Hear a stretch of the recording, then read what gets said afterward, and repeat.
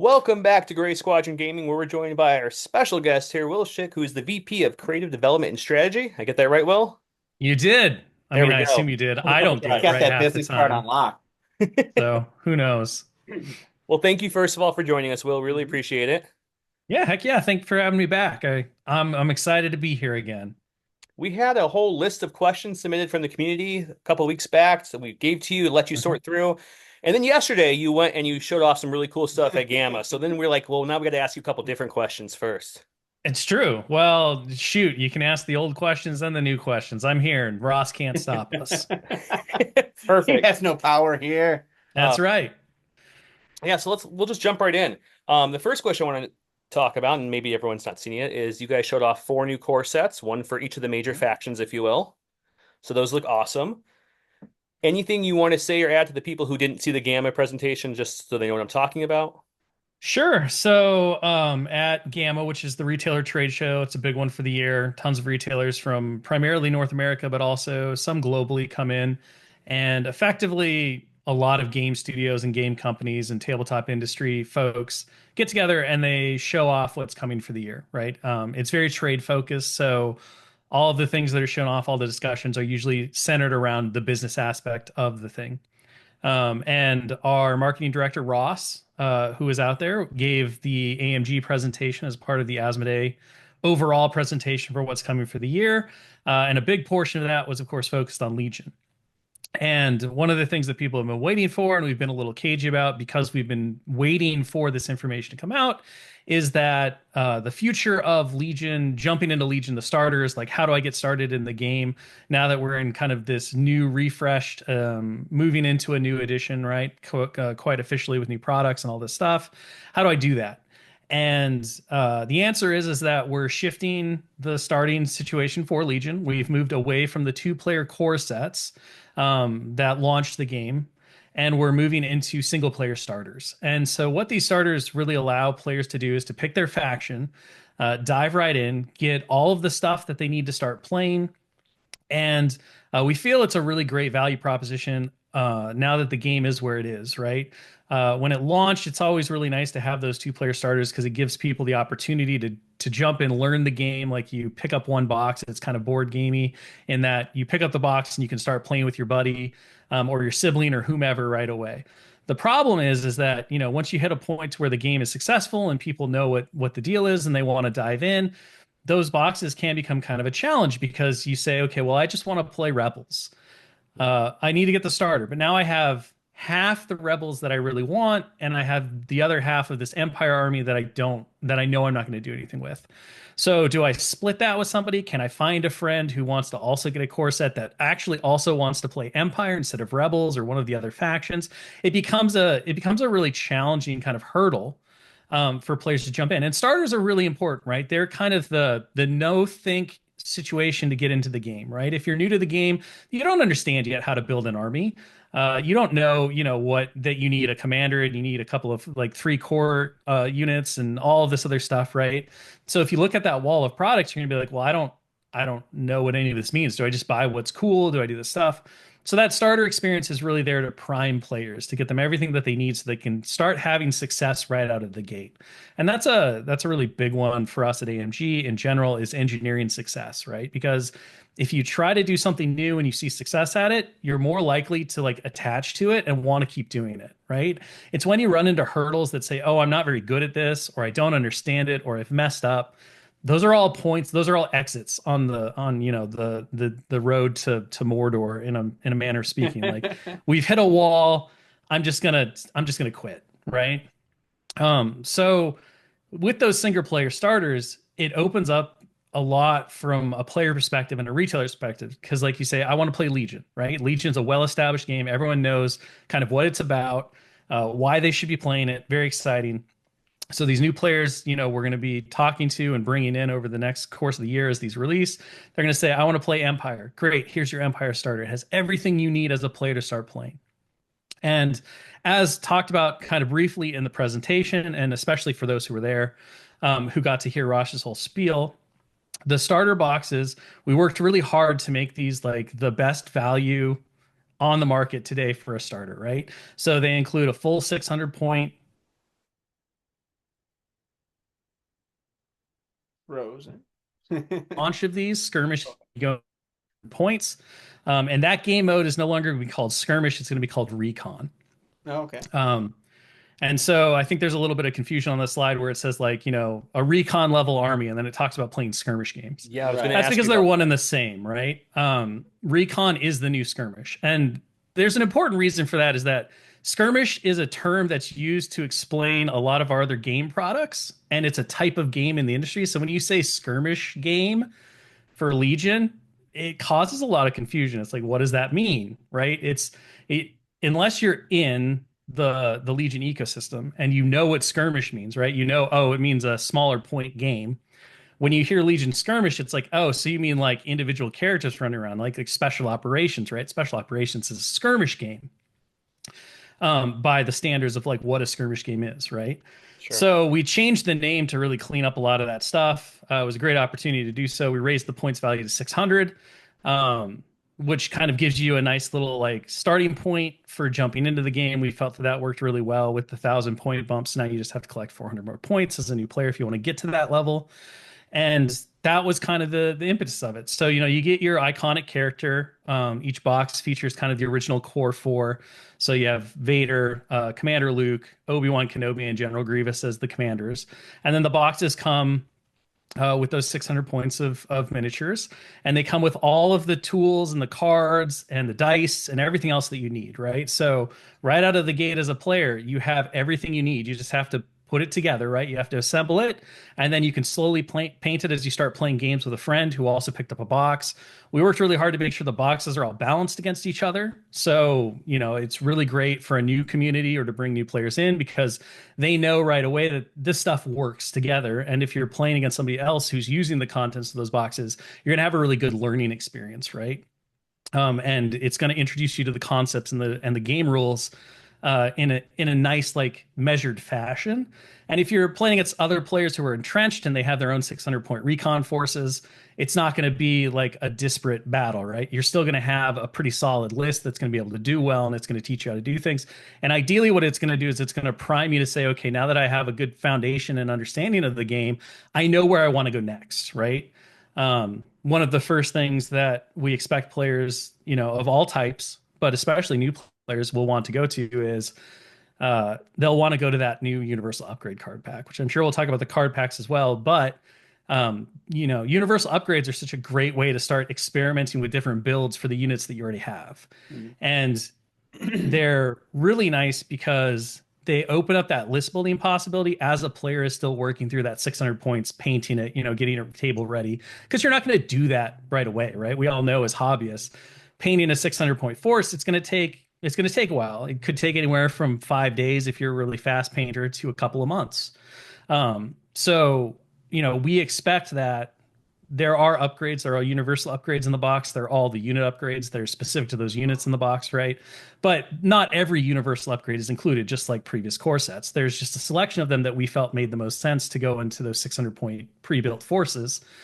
And therefore, as a player, right, it's like, okay, do you want to start exploring the game more? Just pick up, just grab those universal upgrades, and now you can start customizing your units and seeing what other opportunities are there, and all of that. So it's a really nice way to kind of start getting into the list building and the theory crafting aspect of the game while you're still like building that core foundational force. So that's how all that stuff kind of works, and what we were going with there. We're really excited about it. I don't believe that we've announced the final pricing on it yet, but I think people will be very excited about where we were able to get there. Like, we're really being aggressive on the idea that this is like the next phase for Legion, and we want to bring in a whole new group of people to help the community grow and expand the game's reach and all this stuff. And so this has kind of been the culmination of several years of work and effort, which we've been showing off over the course since Mini Stravaganza with the rebalances and the refreshes and everything. But it's very nice to finally kind of be getting to that point where everything's coming in line, that we can now take our first steps on this next big journey. No, that's great. I mean, Yeah. sounds fantastic to me. We get many comments on our videos on where do I start? I just saw your video and I want to play the game. So it's great to have a good direction Right to here. send people. Yeah, it's definitely going to be those starters, right? And again, we talk about this a lot, But one of our foundational like core philosophies at Atomic Mass is that we want the starter experience to be the best starter experience it can be, right? We want it to give players the full breadth and opportunity of the games. And there's a little bit of a difference when it comes to a game like Legion, right?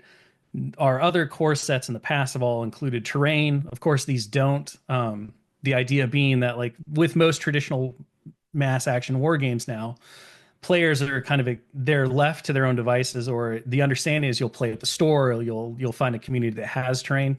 And so, in order to make these boxes as accessible, and as pro player priced as possible, we kind of left that part. We left the terrain out and said, okay, I think we're in a spot where, with this game specifically, a starter box doesn't need to provide terrain anymore, right? Because we assume there's established communities. We assume that, players who are coming to the game are going to be able to find opportunities and ways to do that. And of course, we have official Star Wars terrain all over the place that they can also look at, if they need it and things like that. But the important bit was making sure that that first step into the game was as easy and as seamless as possible for players to get them playing and starting to have fun. Yeah, no, that makes sense. Yeah. I remember the first couple games we ever played was with Lego Train. We used like Star Wars Lego Train out there and just had the guys, real miniatures, but just we didn't have terrain yet. So No. I've seen lots of pictures of people using like salt and pepper shaker bottles and cans, just whatever you can. It's more about getting the rules when you first started. Yeah, absolutely. And I mean, I remember doing like the some of the older war game books would tell you to like take books and then green felt, and that would be your hills and all that. So yeah, I think like for those first couple of games when you're learning, especially, having the terrain on the table is nice, but it's not core to learning the game mechanics and the rules, especially when you're new. Maximizing your cover saves and all of that stuff. It's not something a player's thinking about. They're just a new player is like, okay, this is how I move and how do I attack again? Oh yeah, I do that. And this is how you make save rolls. And you're not playing at the tactical level of like, all right, I need this line of sight blocking and I need to move these guys here. That all comes in time. Yeah. And so it's just getting them to that point and with those boxes and everything and all of that. So there's that too, right? Like, so the boxes are all inclusive. The one thing they don't include is terrain. But again, we felt like that was an easy omission based on where the community is, where the game is, and kind of the goals for what we're doing going forward. No, that makes perfect sense. Yeah, that makes a lot of sense. And you mentioned, and you kind of foreshadowed that you were going to be going there, but you also showed off all the card packs, which I think a lot of experienced players have been waiting for the card packs because you guys are awesome enough to provide print and play, but some people like the physical cards, and it sounds like you have multiple sets for each faction. If you want to talk about that a little bit. Yeah, so I assume that a lot of this, the slides that get shared at these presentations, they're like summaries of the information that's being talked about by the speaker. So they always leave a lot of holes if you weren't there to hear the discussion. So the way the card packs work is that there are two different card packs per faction. And then there are a couple of additional card packs on top of that. And one of the challenges that we really wanted to solve, right? And one of the things that we've seen over and over through edition changes on different games or rules updates or whatever that include cards is the challenge of every player's collection is slightly different, right? So we know, for instance, and I would put "no" in quotes because people can break this, right? If you played Grand Army or anything else that had a higher allocation of certain unit types, that the max number of Stormtrooper units a player may have in their collection is likely 6 because you can have 6 core units, right? So it makes sense that that's probably the most a player would have. But a lot of players probably don't. A lot of players might have 2 or 3, or they might have 4. And so how do you create this kind of upgrade pack for players of cards when everybody's collection is unique, when everybody's going to have different needs and ideas behind it? And then, of course, you're also looking at, our goal is not to make crazy buku dollars on selling card packs. Like, that's not our business. We're here to make cool miniatures that are supported by a game. That game utilizes cards. The cards are important as accessories, but they're not what we're primarily focused on making, right? We're a miniatures company. We make cool miniatures. So we're not trying to, make our yearly budget on card packs and, requiring players to go buy these card packs. And obviously that goes into the print and play part, right? So you can not get the card packs at all, and the cards will be there online for free to use, With that, just maybe real to quick, Will, update all just your to be stuff. clear on that one. With the cards free to use, is that including the next wave? I think I saw, I Mhm. don't know if that was actually you, but someone posted a Discord comment, I think it was you maybe, saying that the next kind of cards print and play will be in April-ish. Does that sound right? So yeah, so we talked about that in November at the last or the very first Legion developer update stream. We said, hey, April 15th or April, we didn't give a date, but mid-April is effectively the time because we got to get back from Adepticon and kind of reset. Sure. So the earliest would be like the second week of April, right? That we'd be ready to do another update, but it'll be in April. It should be in mid-April. Um, and we'll announce the time ahead of time, probably sometime at actually Adepticon, so people know what to expect. But we said in that stream, we were like, hey, in the next update, which will happen in April because they happen twice a year, April and November. Right. That's the commitment. We'll be releasing the remaining cards, which there are a few cards that still have rebalances coming. We talked about Jin, I think, the last time as one of the Yeah. spoilers that we gave. Yeah. I've mentioned before that Callus and Lando also have some rebalances to them. But there's not a ton of rebalanced cards left. Like if people are, and we've tried to clarify this a couple of times, but I'll say it again because it's always good to get the information out there. If you're expecting that every card is a different card now, it's not going to happen.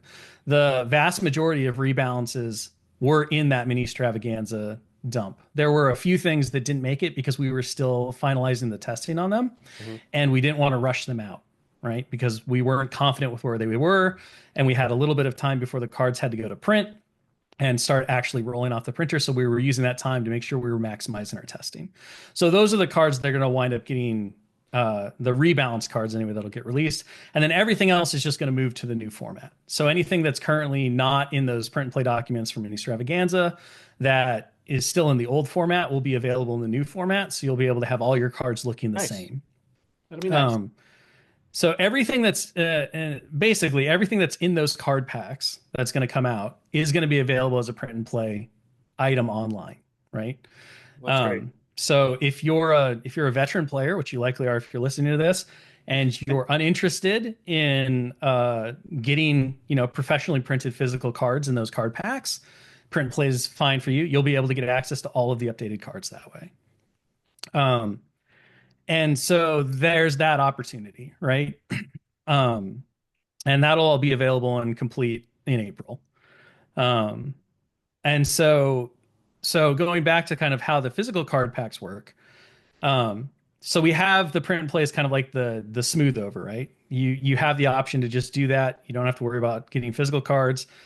Based on the response, though, when we release the print and plays, I feel like the vast majority of players want physically printed cards. It makes sense because we're all tactile players, right? You play miniatures games because you love having physical things, Right. and we like nice quality components and all of that stuff. So what we did in order to make sure that the card packs would be as low cost to the players as possible, but also done in a way that made sense for a vast majority of players' collections, which we obviously can't account for, is we kind of divided up the way the packs go. So instead of doing one massive card pack to rule them all that had the max allotment of everything in it, which would have been a massive amount of cards, a huge box, very heavy to ship, a high price point, and potentially have given the vast majority of players more cards than they actually wanted or needed.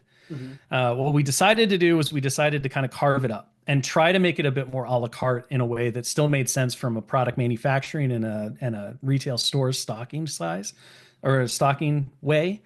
And so what you see in that slide is you see that there are command card packs and there are unit card packs.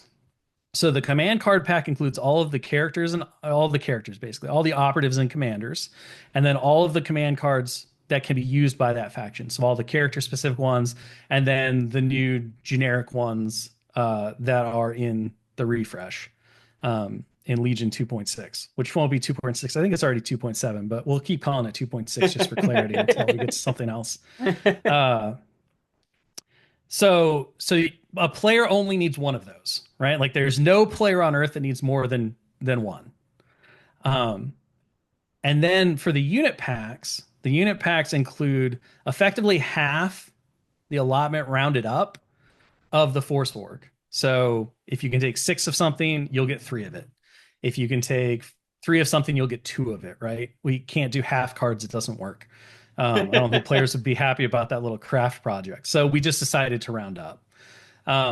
That means that if you're a player who has the full allotment of everything and you want a printed card for everything that's in that allotment, you'd have to get 2 of those unit packs, right? So your total faction buy-in, if you have the standard game, right? We're not accounting for Grand Army folks. Those wonderful, wonderful people who have massive amounts of everything.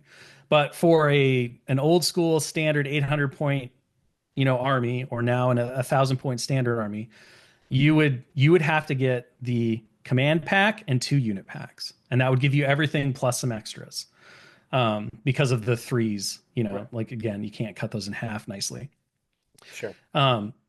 We did it that way because it keeps the packs small and it keeps them flexible, right? The expectation that we have is that most players will likely only buy 1 unit pack, because I think 1 unit pack will take care of the vast majority of collections. That was our feeling, based on just looking at how players collect and grow their armies, and how, with where the game is now, everyone, it's rare that you take the full allotment of everything unless it's really good, yada, yada, yada.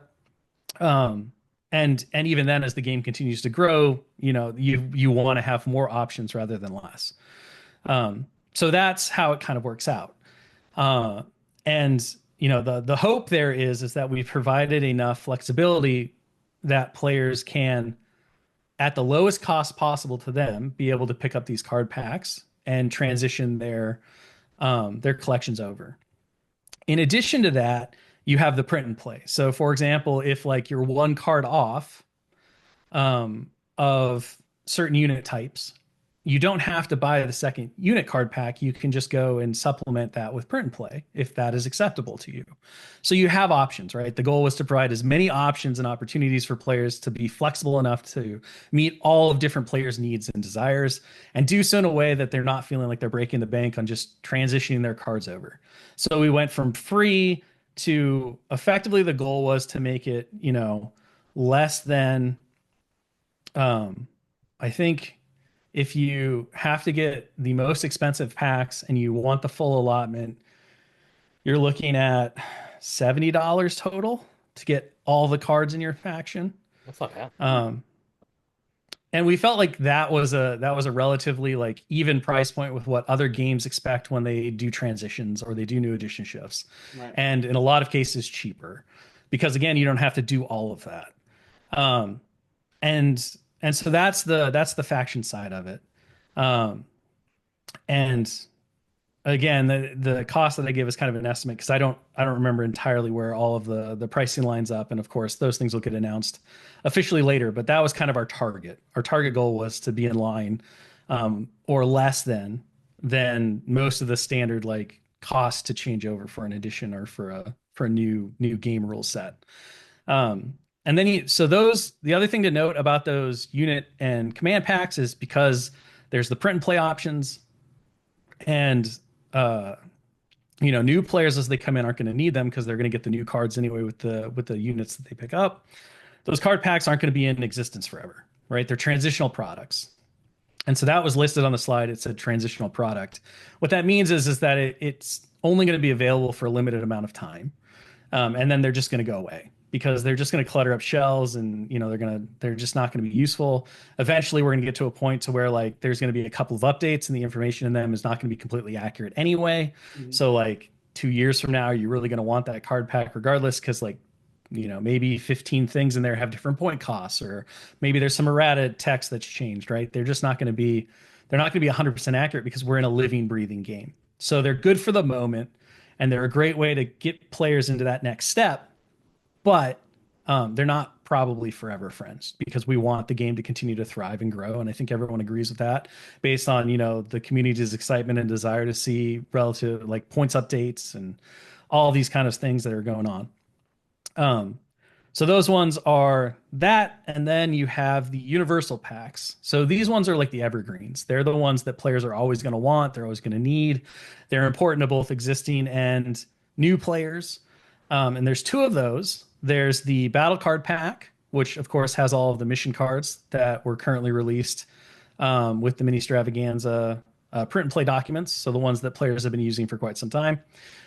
Those are going to be available in printed format in the battle card pack. And then there's the universal upgrade card pack, which I believe was on the slide. I don't think the battle card pack was on the slide that got shared, if I'm remembering correctly, but it does exist, and that's how you get the battle cards. You also get the battle cards in the starter, important to say. So like the battle card pack is really only for veteran players who don't buy a starter, which, you know, if you're a veteran player, maybe you will, maybe you won't. They're not really for you, but I understand the desire to pick one up because they're pretty cool. I mean, don't they have the new models in it too? Like they do, yeah. I mean, like I'll I said, right? Yes, you know, hard to pass that up. it's up to the player, right? But the expectation is that if you're a new player, you probably won't need the first battle card pack because you're going to get those battle cards in the starter. Yeah. Good. But maybe you don't buy into the starter, right? We all know players who like they do their research, they do their homework, they have an exact list they want to buy and start painting and playing, and therefore they're like, I don't need a starter, right? The starter doesn't have what I want for me. So the battle cards are still available in that way. And then there's the universal upgrade card pack, which was on the slide. So that just collects all of the non-faction specific upgrades that are currently in the game. And that one, I think it breaks down to where you get 3 of each type. So if you need more than that, you just kind of have to either print and play, or you can get multiples of it. Again, trying to keep the pack so that it is a reasonable cost to all levels, right? It's a good value to all levels, but flexible enough that players who need more of it, you know, feel like it's a good multiple buy if that's where they are.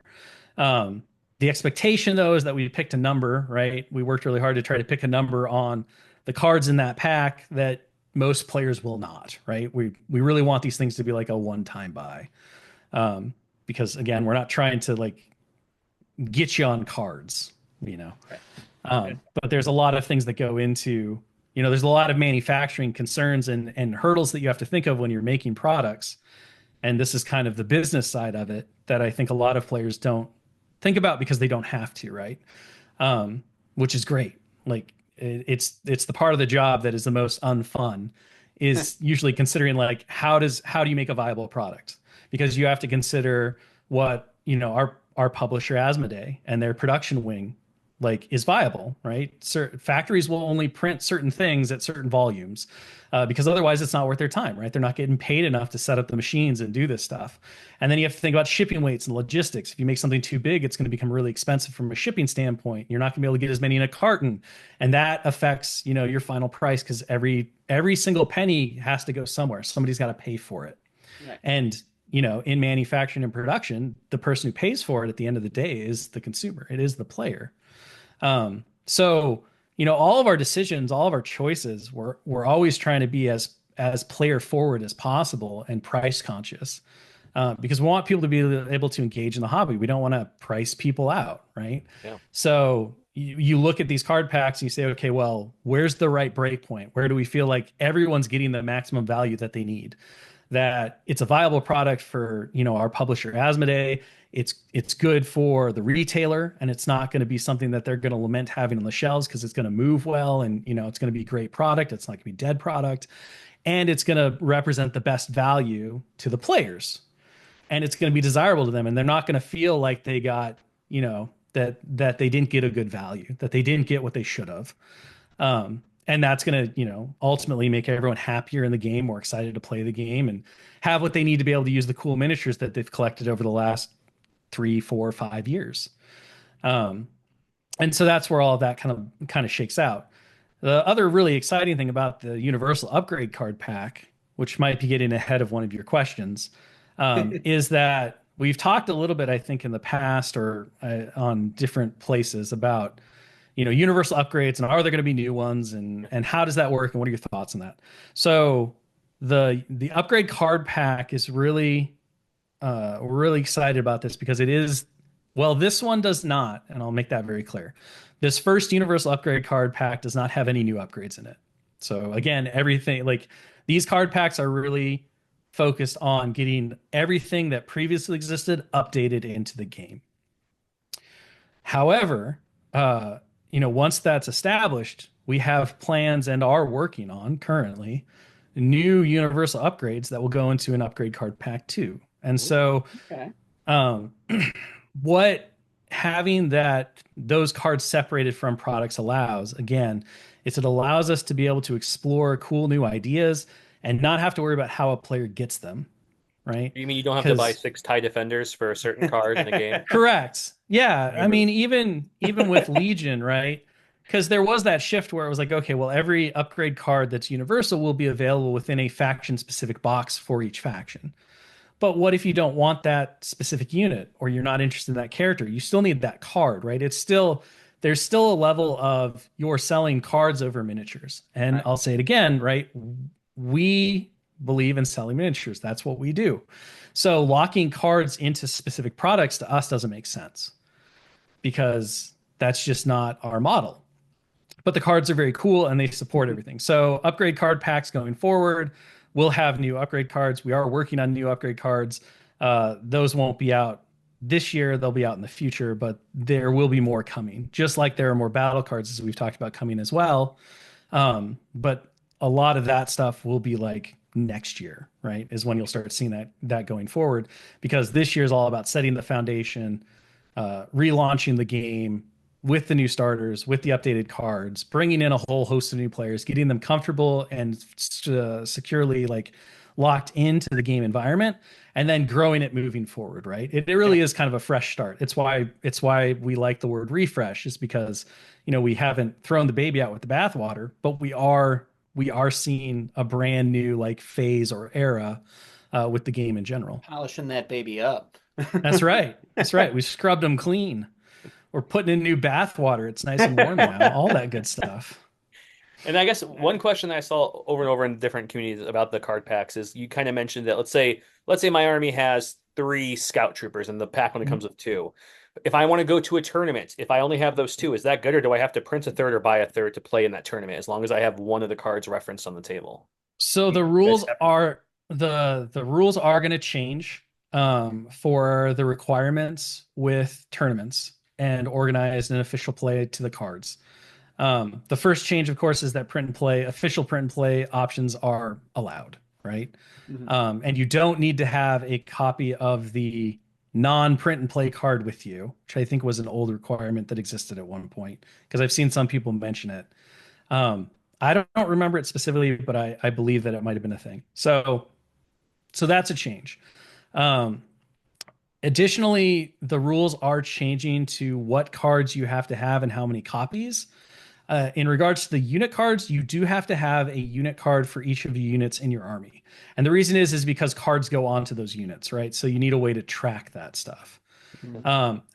Cards that expend or have a game state attached to them, like exhaust or expend, I think specifically, you have to have a card for every one of those in your army, right? You can't be like, oh yeah, I'm just going to remember that I expended this card on this unit, but these other 2 units haven't expended the card, right? Your opponent has to have a way to track, Sure. and the card is the way that is done. However, things like universal upgrades or unit upgrades that have no impact on game state, you do not have to have a copy of every single one of them as long as it's denoted within a roster sheet or some other way. If Pagani was here, he could give you the exact rules because he wrote them all. I'm just going by what he said before and my memory of the thing. So Sure. the important bit to know is that it is changing. We are trying to make it more player forward and player friendly so that you don't Great. have to have a copy of everything. But we also have to make sure that we're maintaining a solid game state where your opponent is able to reference information easily and that things that need to be tracked are tracked. So again, it's a combination of a lot of different things, and we are continuing to explore different ways to like make that easier, right? Whether that winds up being an official, some kind of in the future as we move forward, some kind of official online army builder, other options and opportunities, because we want the game to be accessible. We don't want players to be held back because of a card requirement, right? Of a materials requirement. And to make things easier on players. But that's a long-term goal. It's not an immediate goal more than likely. Like there's a lot of things we have to do to get there. For the moment, though, the event rules are adjusting to try to be more pro player and more card friendly. You have, of course, print and play as an official way to get all the cards, and then you have the card packs. So in your example, if you got the unit card pack and you needed that third scout trooper unit and you didn't have the card, you would have to print and play one. If you didn't want to get another card pack, which I mean, I don't think you would want to for a single stormtrooper unit, but you would just need the unit card. You wouldn't necessarily need to print and play all of the unit upgrades, provided you weren't using something that had a game state one per the tournament packet that you're playing in, right? So that's kind of there, right? That makes sense. It's going to be a lot of, it's going to be a lot of steps as we kind of move forward and we get more comfortable with where things are. Of course, as technology advances and we're able to explore more options and opportunities for that kind of stuff, we'll adjust accordingly. Because again, miniatures company, not card company, right? No, that makes perfect sense. And then I saw a couple of questions too about, and you know the answer because I think you showed these off way before you showed off the course. I mean, you did. You showed off the sculpts for like the new Rebel Troopers, the new Stormtroopers, Scout Troopers, and Rebel Commandos. I think were the first four you guys showed. The question I saw is the new, just so people hear it who don't follow everything. The new sculpts in the box will be able to be purchased at one point in a unit box. You don't have to buy the starter to get the new Rebel Trooper sculpts, correct? Correct. Actually, I think in regards to those ones that you mentioned, they actually come out before the starters. So, even great. Well, That's even better. So they'll be available before the starters for people who just want to pick up a single unit or two or whatever. And then everything else like in the things like the clone trooper infantry, they got resculpted. The B1s, which were re-engineered, which we haven't really talked about yet, but we did go back and we re-engineered the B1s, the original B1 sculpts, to use all the advances in the knowledge that we have with doing hard plastic to make them easier to assemble.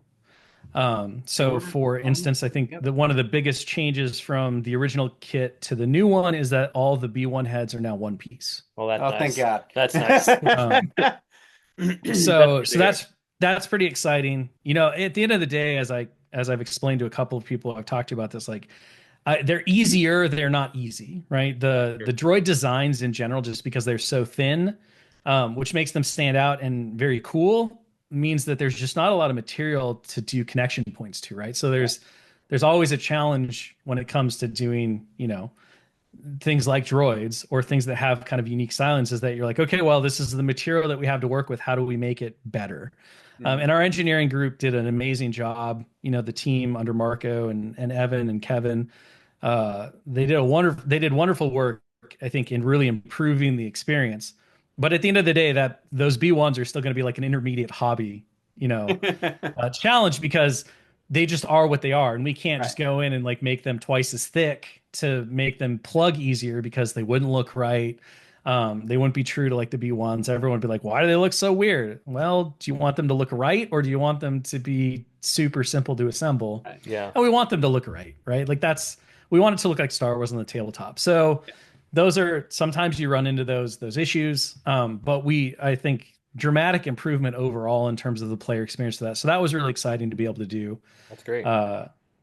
And then of course, some of the units in there are hard plastic units that already existed, that have been drawn back in and things like that. So it's a mixture of all kinds of things to, again, make that best player experience. But all of that stuff is available outside the box, including the commanders. I know that, for instance, we've shown off the Heroes of the Rebellion box, like contents, a couple of times, and people should have at this point, or maybe they haven't put it together, and this will be the aha moment. The Commander Luke Skywalker in that lineup is the exact same Commander Luke Skywalker from the starter box. So if you just want to get that new sculpt of Commander Luke Skywalker and you don't want to get the starter, when you get the Heroes of the Rebellion box, he's right there. It's really nice. Yeah. If you wind up getting both, he has optional builds, so you can build him a couple of different ways and have an option for however you want him. So there's some stuff there, and that kind of thing. So there are ways to get those characters um, outside of the starter, which was really important to make sure that happens. It doesn't all happen at the same time as the starters, I think is the important bit to note, just based on the product cadence and where things could come out and how the workflow went.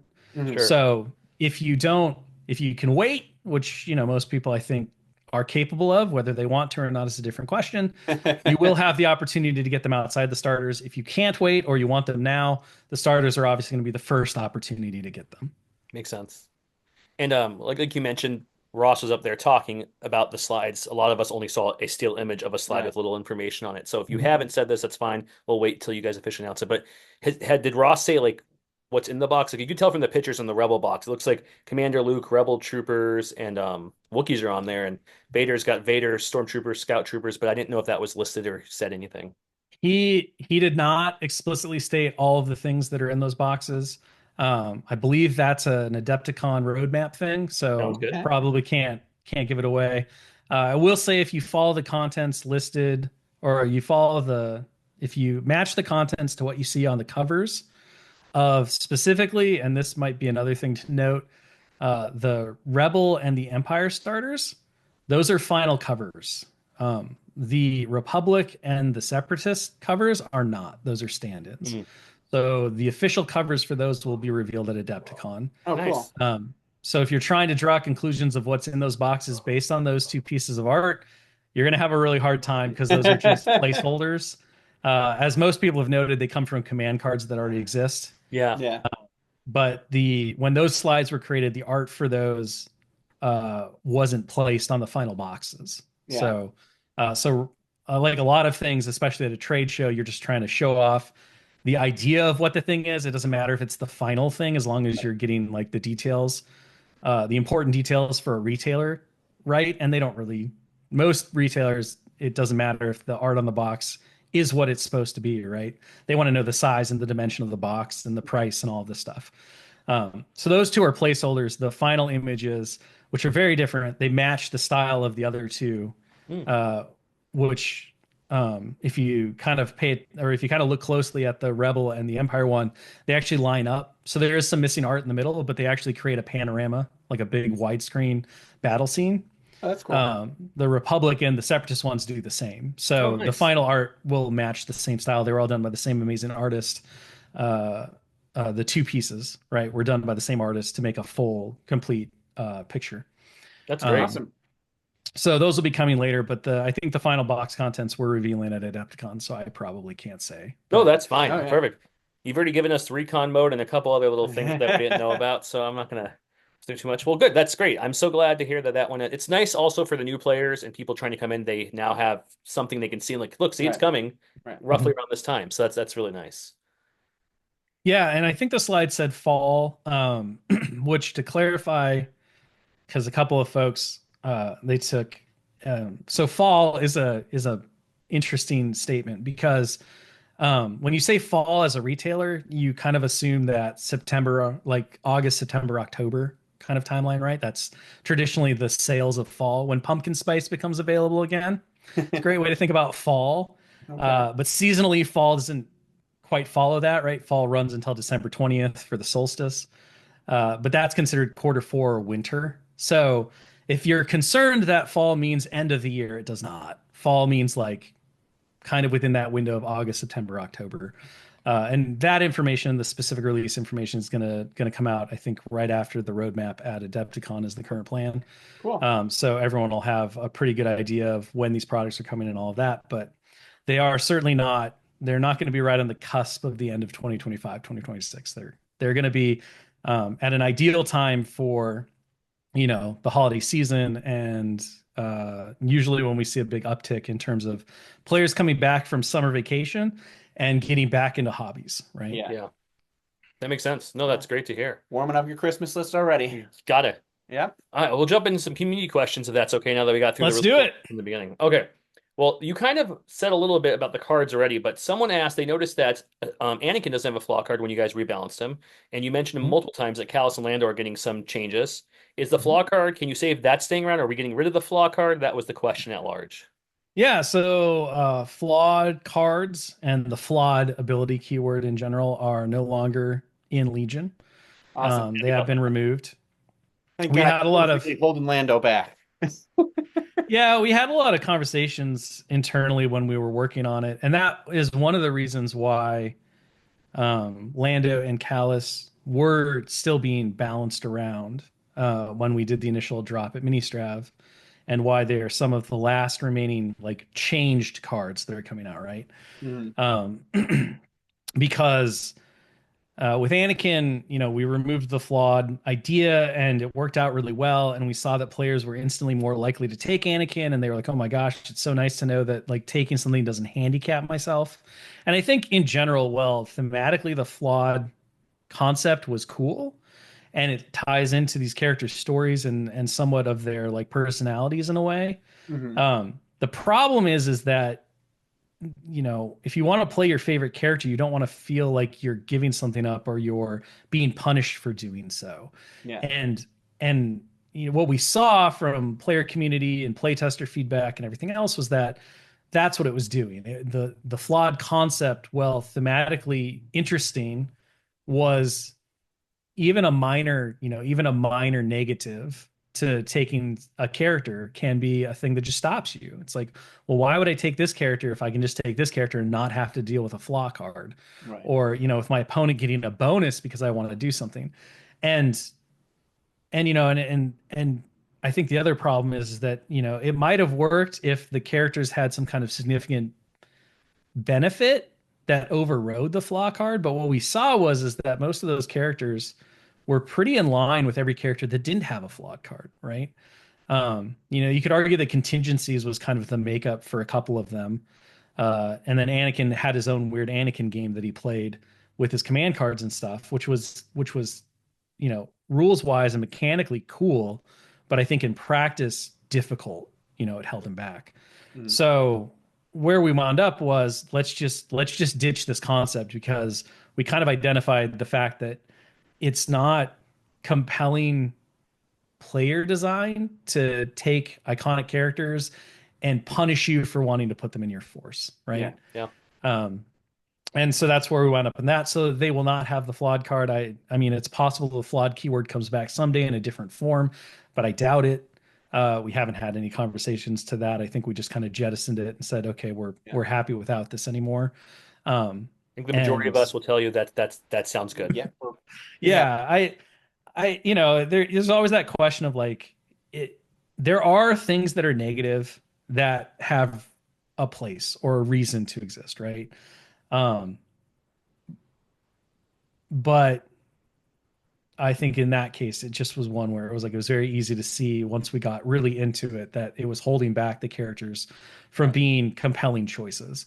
And if they were no name like commanders that we didn't really care about, that might have been okay. But when it's, iconic characters like Lando Calrissian and uh, semi less iconic, but still iconic to the people who Star Wars is Star Wars Rebels, of which there is a large contingent of people who that is like their core Star Wars experience.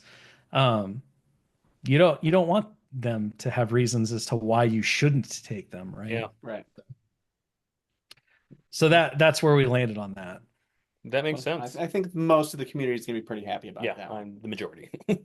So another good question that we have, and I think ever since the Aqua Droids and the Crab Droids came out, we got 2 order tokens in each of those boxes, and one of them Mhm. is a different art. Is that just a different art token? Is there something going on with that? It hasn't been addressed. Yeah, so I think it'll make sense when players see the new Essentials pack. Um, so one of the challenges, right, with the game in general is what happens if I lose my order tokens? What do I do? Uh, and the Essentials pack is really it's supposed to be the product that says, okay, here's everything that you need to play the game, and it's kind of it's your replacement store. So I broke my measuring tool because I was whipping it around or I wasn't paying attention and I snapped it. I've seen playtests. You've seen so I've many seen that people have happen in failed to do playtests a couple times, where they're just like, and then it's like the broken pencil, like, Yep. that wasn't great. or you lose some order tokens, and now what do you do to get replacement order tokens? So that, again, going back to like, okay, how do we solve this problem in the most sensible way possible? You can't make an essentials pack that has all the tokens that you would need for all of the factions, because it multiplies it by 4, right? And that punch is expensive. That heavy chipboard and all that stuff, like it comes at a premium price because it is a premium quality product. Mm-hmm. And so what we decided was is that we would provide nondescript or generic order tokens, Okay. and that would be the way that we would handle it with the essentials pack. But the second part of that is that because if let's say a rainstorm happens where you drop all of your order tokens into a puddle and you're like, no, they're gone. If you get that essentials pack and it just gives you these generic order tokens, but you don't have a collection of generic order tokens, it's not really good, right? Because you can't have two different sized backs unless you're drawing randomly from a bag. Like I think I'm not sure if the core rules still tell you to do that, but the original core rules were like draw blindly from a bag instead of making stacks. But of course, making stacks is easier and cooler. So that's just what everyone did, which is fine. But that means that all the backs have to be the same, right? Yeah. And so our basically our decision is like, we're in this refresh, we're in this transition. There are people who have lots of original order tokens, and having your faction on the back of your token is cool. But we also have to try to like build something into the game that allows players to easily replace tokens when they get lost. So the generic order token thing was like, all right, let's do that. But we're not going to remove the faction order token. We're just going to make sure, because we already have to do the punch anyway, because every unit needs an order token. And it's kind of an insubstantial cost to go from 1 token to 2 tokens, or to double the amount of tokens, because the setup and the materials it is an increase, but it's not a meaningful increase. Like, we're not charging you for this is kind of the important thing to do. Because we also cut out all of the generic tokens, right? If you've opened those boxes, you see there's no more like additional aims or additional wounds or whatever. That was being done because, well, you're paying for this chipboard, you better do something with it. So our solution was, we're paying for this chipboard instead of giving you additional tokens that you probably have a bazillion of already. We'll give you the generic order token and the normal order token, and now you can use one or the other. You have a backup, which maybe means you don't even have to go to the essentials pack when all of your tokens go into the drink. Or when they do, you at least have enough tokens that like you can swap in and out with that essentials pack. So that's the point of the generic order token. That makes sense. It's a way to ensure that players have access to replacements that doesn't require us to make like 4 different products. That, again, when you go back to the value chain, that's 4 products that we have to make and track. That's 4 products that have to go through the Asmodee publishing pipeline, which then go onto the shelves for the distributor, that they have to explain to a retailer how to stock, that a retailer has to stock, not knowing how and when they'll move, because now you're talking about 4 different products that appeal to 4 different groups of people. And maybe you have no Separatist Alliance players, but you have 5 different Empire players, and you have 2 Rebel players, and you're like, I got to track all this. I don't even know what half this stuff means because I don't play the game. I just want to run a business. And then players are like, well, I need replacement order tokens, but the only ones that you have are Empire ones, and I play Rebels. And the retailer's like, well, I don't know what to tell you. And then they try to order the Rebel ones, but the Rebel ones are out of stock. Like, I'm ranting a little bit, but like these are the legitimate conversations and concerns and things that are everyday, issues we have to solve. And it's more than just make a thing and put it on a shelf, right? Because there's so many spots in the chain that you have to account for, and you have to make sure that everyone is seeing success with the product, from the player to the retailer to our publisher and distributor Asmodee to the studio that is beholden to Asmodee for all the stuff, because we are owned by them and we work for them and all of that. So like these are the things that, I mean, this is the unglamorous portion of what my job is is having these conversations, having these discussions, trying to figure out how to best maximize everyone's happiness with what we're doing at every level so that everyone feels like the products that we're making are great products, right? Yeah. And so that's, a glimpse into the madness of what it takes to be a game studio. It's Yeah. not just making games. It's not just making cool things. That's the fun It's part. Yeah, it's figuring out how to do all this stuff in a way. Like, how do you get the fun into a box that everyone sees the value in, right? So that it can be successful and people can love it and all that. That's what the tokens are for. And they kind of came out a little bit before we were ready to announce all the other stuff. So I think we're announcing the Essentials Pack as well at AdeptCon. So I'm sure there'll be more official communication about like what's in the contents and then talking about the generic tokens and all of that. But that's what they're there for. They're backups, and they allow us to be able to provide an easily accessible official way for players to get new tokens through that Essentials Pack.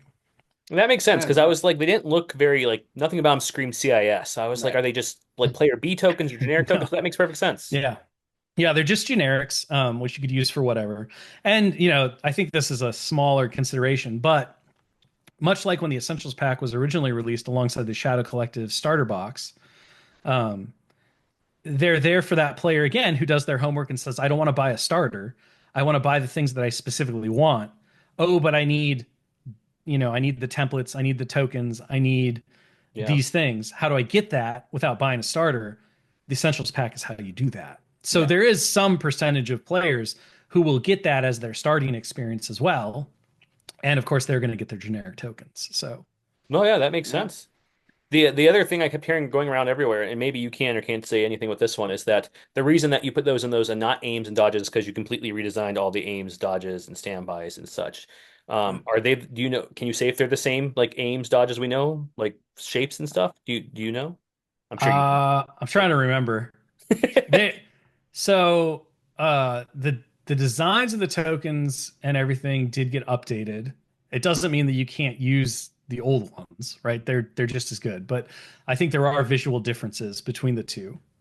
Oh, nice. Okay, Um, cool. So J so Square needs like, to make a new token holder. Yeah, we'll get them on that. yeah, it's um with everything, right? It's just kind of like when you do a whole branding refresh, you kind of look at it all and you say, okay, well, let's tweak it, let's update it, let's make it more modern, let's make it fit all together. And so things do like visually shift. Sure. But if you have, like I think most Legion folks who are listening to this do, if you have a bazillion aim tokens from all of the miniatures you've collected, you don't have to throw them away. They're perfectly fine. They're perfectly That's good to acceptable and know. legal for the game, right? They're a non, I forget the Pagani term, It's kind of like but they're when you do a an MTG. non-essential. They're a non-essential token Yeah. because they have no game measurement assigned to them. And they're not going to look so weird and out of place that you're just going to be like, "This is terrible." It's totally fine. So don't feel like, again, You're we're just gonna not trying shame the to, person you're playing with the old aim token. right. Or you'd be like, "Oh, classic, you're a vet," right? That's how you're going to know. You're going to know. You're going to be able to spy each other and be like, "That's an old timer. He or she's got the old classic tokens." And again, I think the important bit that I'll go back to is, uh, you know, miniatures company, not token selling company, just like Sure. miniatures company, not card company, right? Yep. We're not trying to get people. We're not trying to gotcha on accessories and things like that. No, that's good to know. That is good. And then this question goes for Legion and SharePoint or both, if it's probably the same answer. Is when your studio as a whole decides they want to make a new character or new creation, do you guys usually have rules that you start with? Like, oh, this is a really cool keyword to bring a lot. Who does this fit? Or do you look at a character and go, what keywords or stuff can we fit that we have? What do we need to make new for that character, whoever it may be? Or does it kind of ebb and flow? So every character always starts with a deep dive into their theme and who they are. So we're always looking from theme first, and we never go from rules to character. That's good to know. And I think that's really important because we're talking about, if we were creating our own game or our own world and we were just inventing people out of the ether, right? That the community had never seen before, never interacted before, and didn't know anything about, then we could do the rules first perspective because we would just be like, these are the rules we want. And now we'll write the character's fluff and biography and personality around those rules. Hmm. And then when we introduce that character, people would be like, oh, yes, this makes perfect sense. Of course they're this way because you told us they're this way. But with Star Wars, we know who Anakin Skywalker is. We know who Ahsoka Tano is. Many of us who watch the Clone Wars know who Riff Tamsin is. That those characters have an identity. And so when we talk about taking those characters and putting them into the game environment, the only success that we really view is when you play those characters, do they feel like they seem in the media, on the screen, in the books, and all of that stuff. And the only way to accomplish that is to start with who the character is, and then say, okay, how do you take that and turn it into game rules, right? How do you take Ahsoka Tano's brash youth and her kind of lack of worldliness as a young Padawan and turn that into something that plays in the game of Legion or in the game of Shatterpoint, if that's what you're looking at. And so you can use, right? We do use the existing rules, whether those are keywords or abilities, depending on which game you're talking about, right? Like Legion has a bunch of keywords that all have unique kind of impacts, and mixing those up like seasonings and food can create very different dishes. Yeah. And so you can get unique flavors just by taking the same ingredients and applying them in different ways. Sometimes though, you do wind up in a situation where like something's so unique that you say, okay, let's do something different with it. I think Tempted, or the change to Tempted for Anakin is one of those instances where like, would Tempted really go on any other character?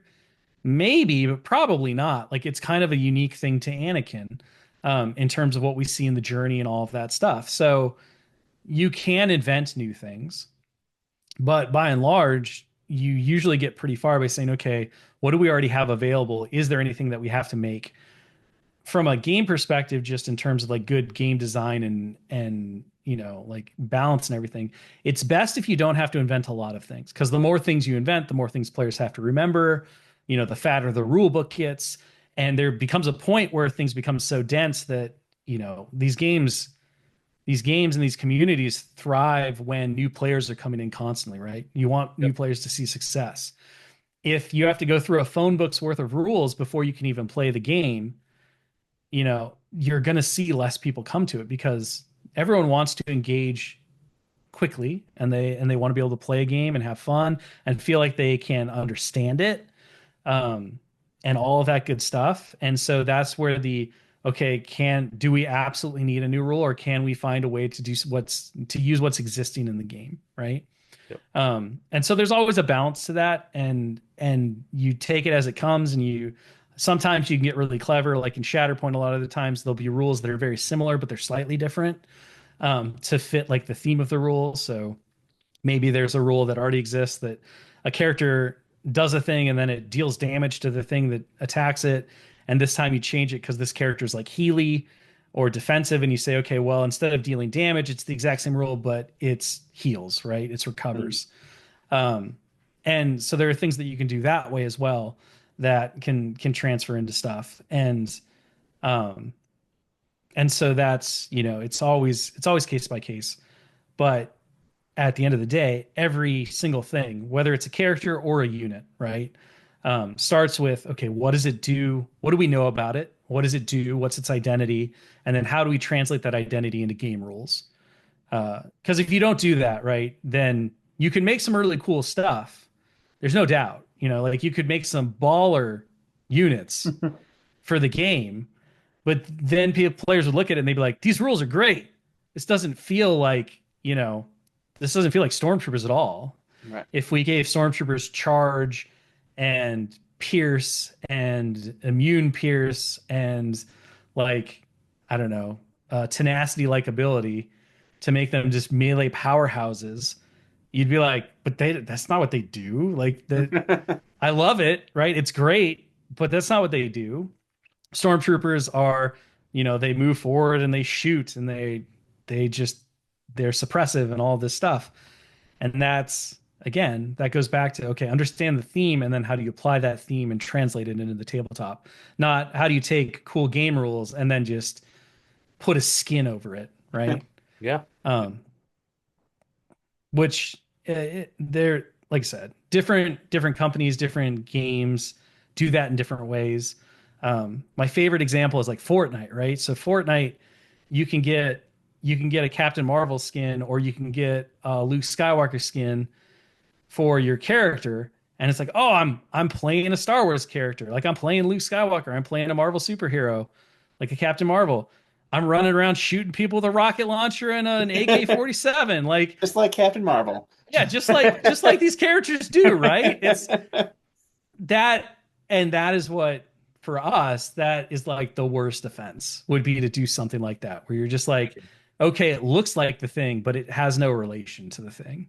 Yeah. Yeah. Because we really believe, and I think we've talked about this before, but we really believe that what makes these games special is the fact that they are cooperative or co-opetitive storytelling experiences. Like, you are creating an experience that is unique to you and the player who's playing with you. And you are telling a Star Wars story on the tabletop through the gameplay experience, right? And it does a lot more than that. But at the end of the day, we always talk about this as war gamers. We talk about war stories, right? We tell epic tales of games that we had and what units did and how the outcome happened and great victories and staggering defeats and all this stuff. And that is done because, especially the game like Legion or a game like Shatterpoint, it's made more special by the fact that, like, as you tell it, you believe that it could be on the screen, right? Yeah. It feels like something that you didn't just invent. It feels like you're a part of the galaxy far, far away. And that, I think that is the true magic, right? Is that connection and that ability to do that. And that's what makes the game so great and so inspiring, and something that you want to come back to over and over again. Because if you just want to play it, if you just want to play a great war game, there's a lot of great war games out there, right? Mhm. But ideally, there's only one or two great Star Wars war games, and that's our goal. That's what we're supposed to do. That is our responsibility, to bring two people and two players is a great Star Wars game. Mhm. And, we take that pretty seriously, and we believe that ultimate success is tied up in our ability to be able to do that, right?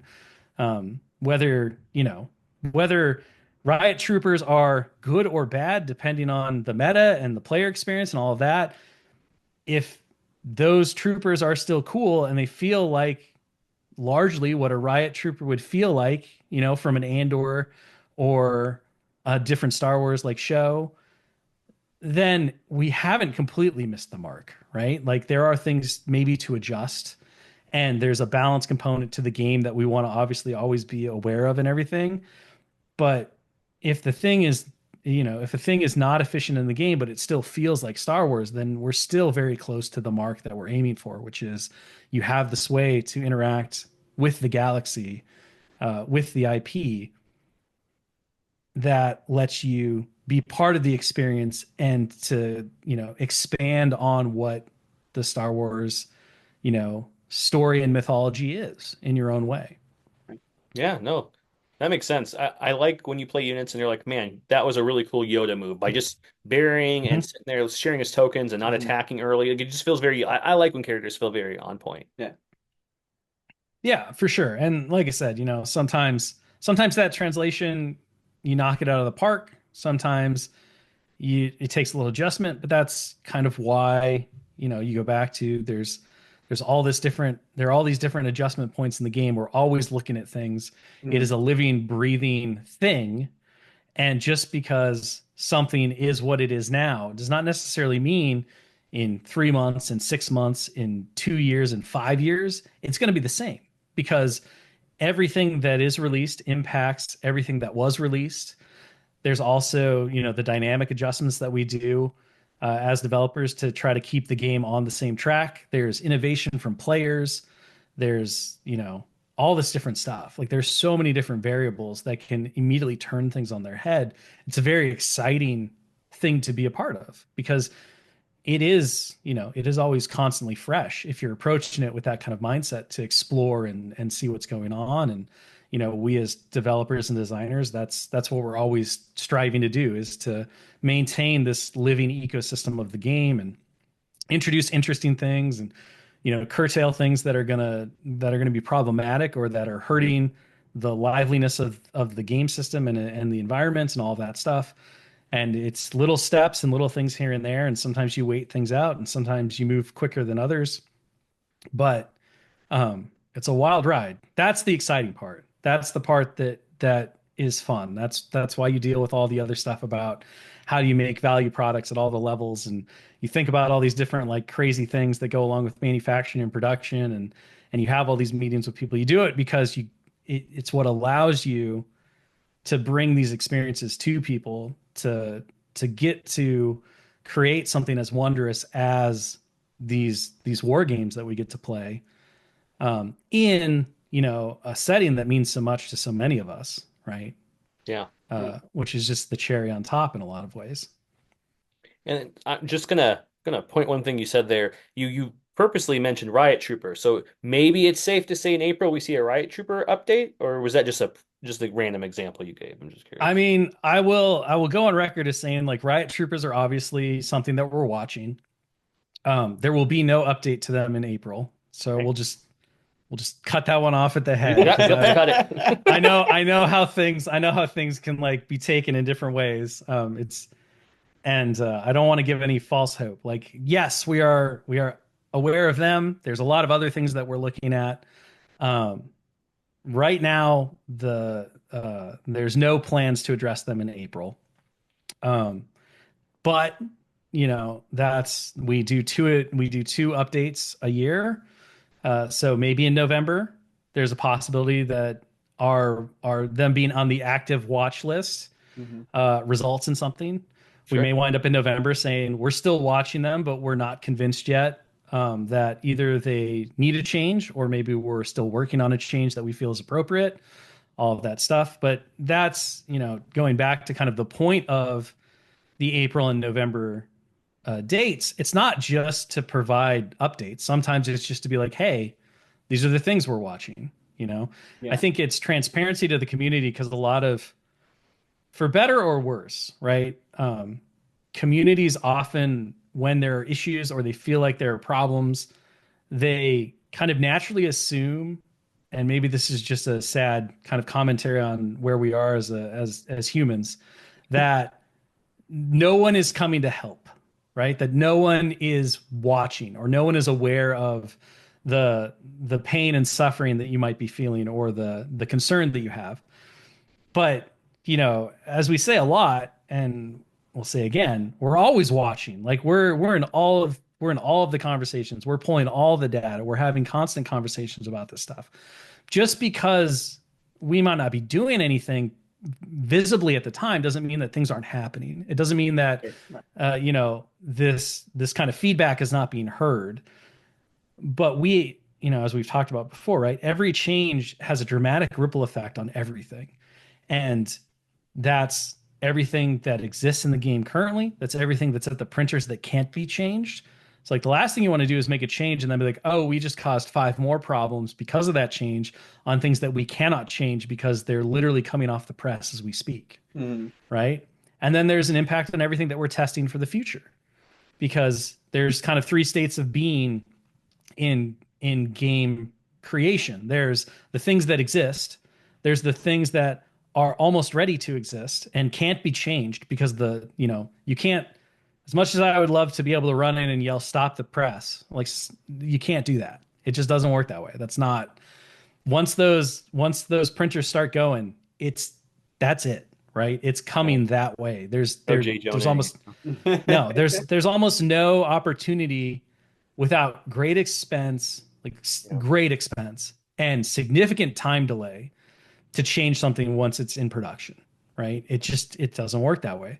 There are a couple of checkpoints where you can, you triple check your work and you say, okay, we're convinced that you can push print, but once that button gets pushed, it's inexorable. You're getting to that point. What's there is there.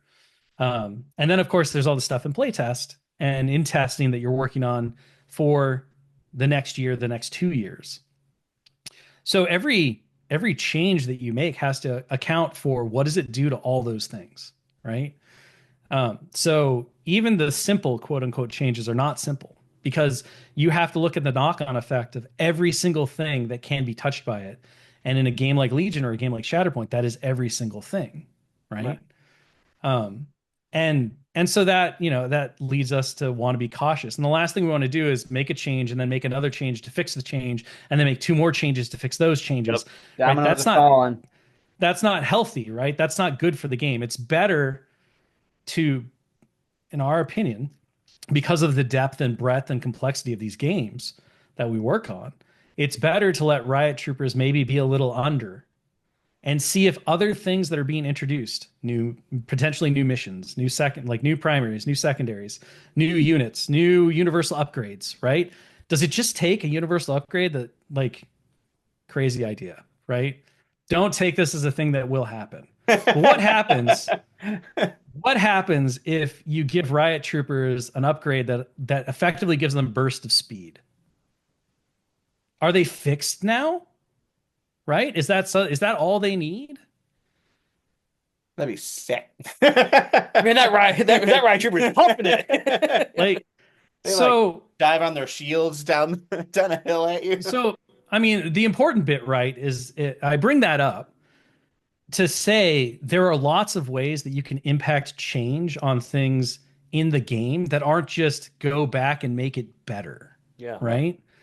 And then like, to give the counterpoint to that, what if in this like alternate timeline that we're talking about, where we're like, we'll make bursts of speed, but for units, because that'd be cool, right? Like imagine if, like, we want to just kind of boost melee units in general.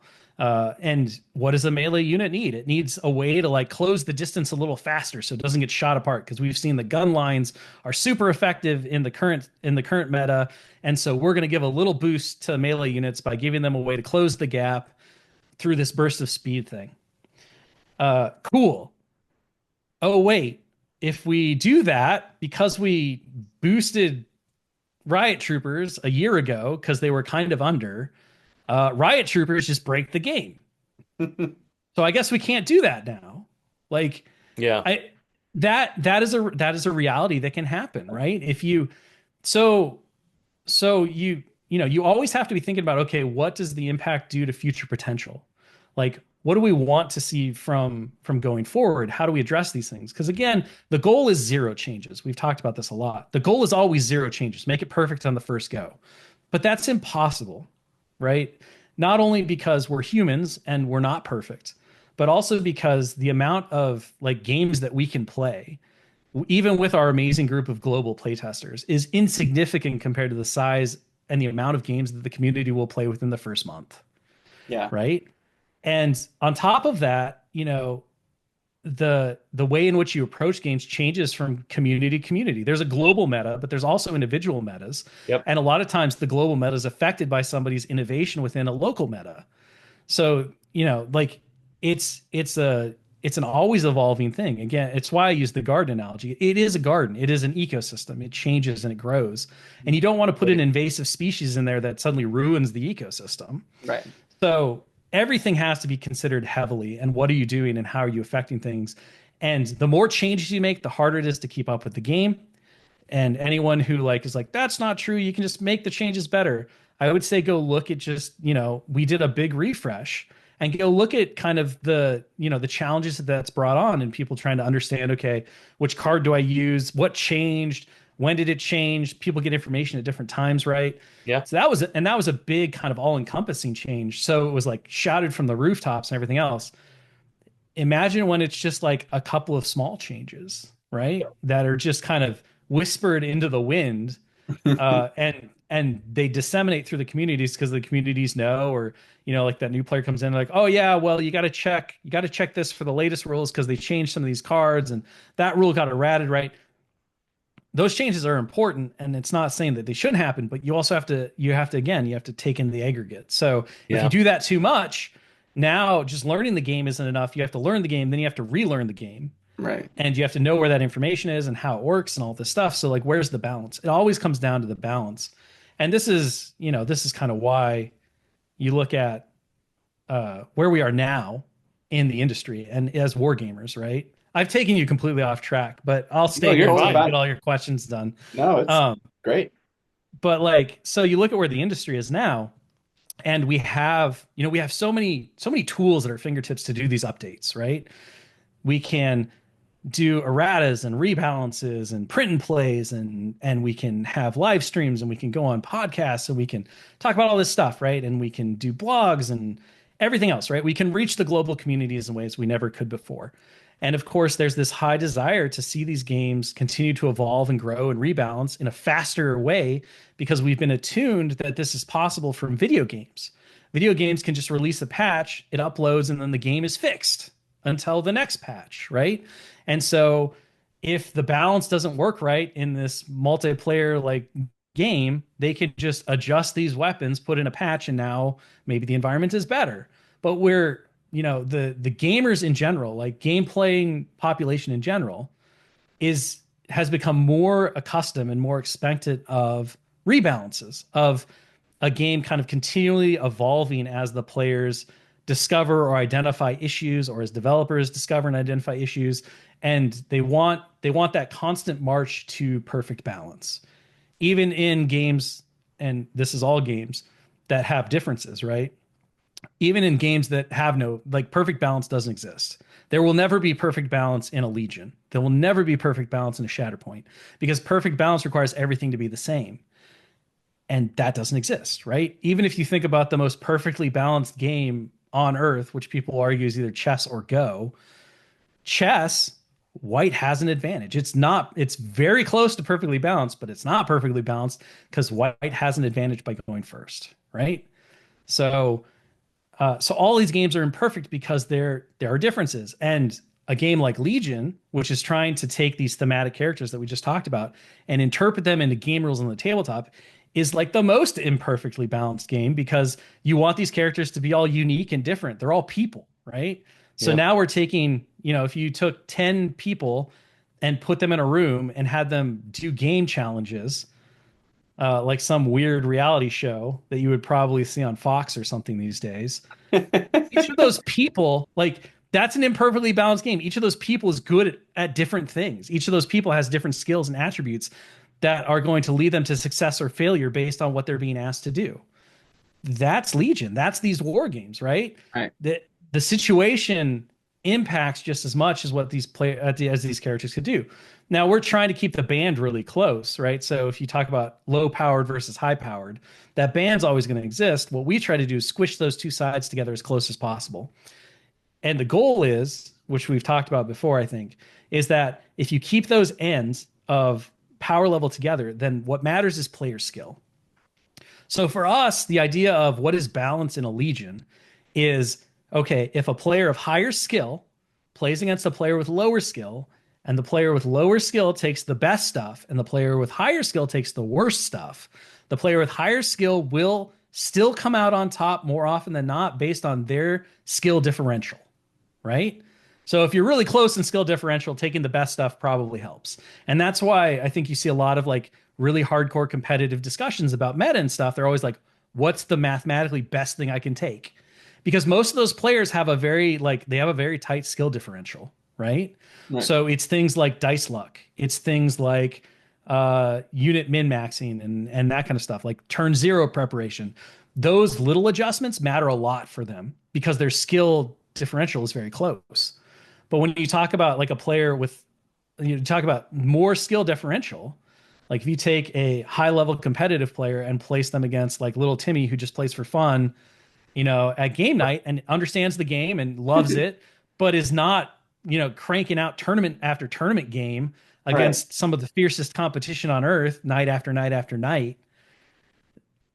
That player who does that is going to be able to take the worst units in the game and probably roll little Timmy, right? If our balance is right, that's what should happen. Yeah. Because we want player expression in terms of skill to matter. Right.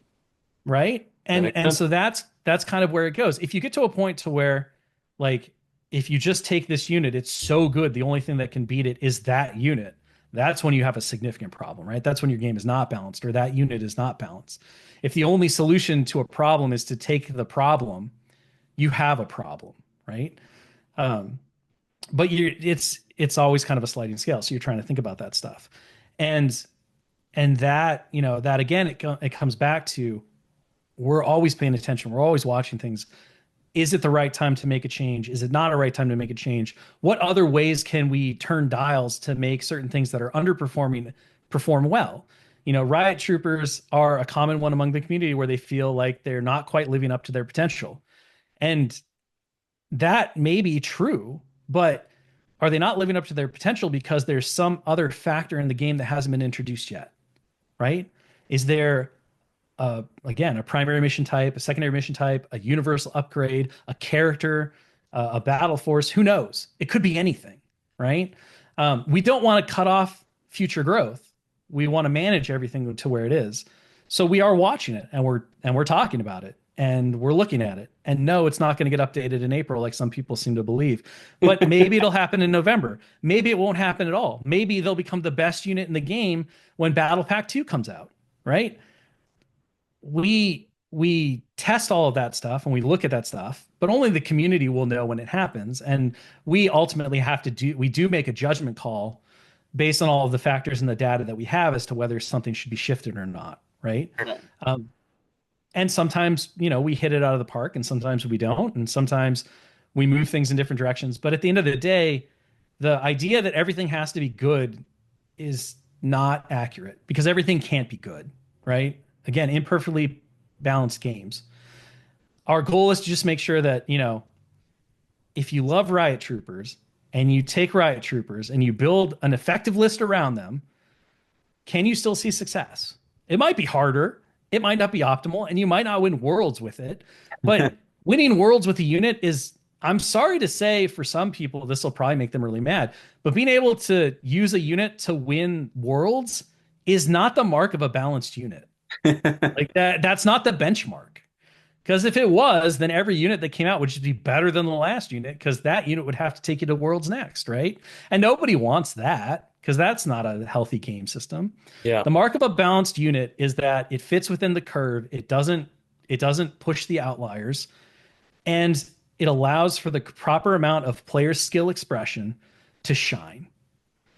And that means that you're going to have things that are, on all levels of that curve, but ideally they're close enough that if you really love Riot Troopers, if you put in the work, you're going to be able to find a list that works and you're going to have a good win percentage with them. And yes, you may not be able to have a good win percentage against somebody of similar or greater skill that is using more efficient things. But, that's okay because the game is not just determined by who wins world, what list wins world. Yeah. The game is determined by what makes you as a player enjoy the hobby and the experience and get to tell your Star Wars stories. And our goal is to simply create a game experience that says your player's skill matters along with all these other things. And there's no one thing that rules them all, right? There's no one ring that rules everything because it all matters. Like the best player in the world can still be beaten by bad dice. That's why randomness exists in these games, because excitement comes from the unknown, right? Mm-hmm. Can you imagine how much more fun chess would be if when the queen tried to capture your pawn had a chance to kill the queen instead? Now you're just speaking, right? If chess wasn't predetermined in terms of its outcomes, right?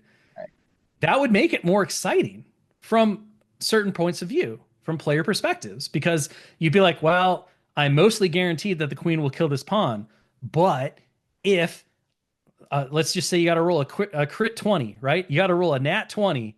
But if I do that, the pawn kills the queen. So both players are going to be way more engaged in the outcome of that rather than just being like, all right, I'm moving on to my next move, right? Yeah. And that's the storytelling aspect.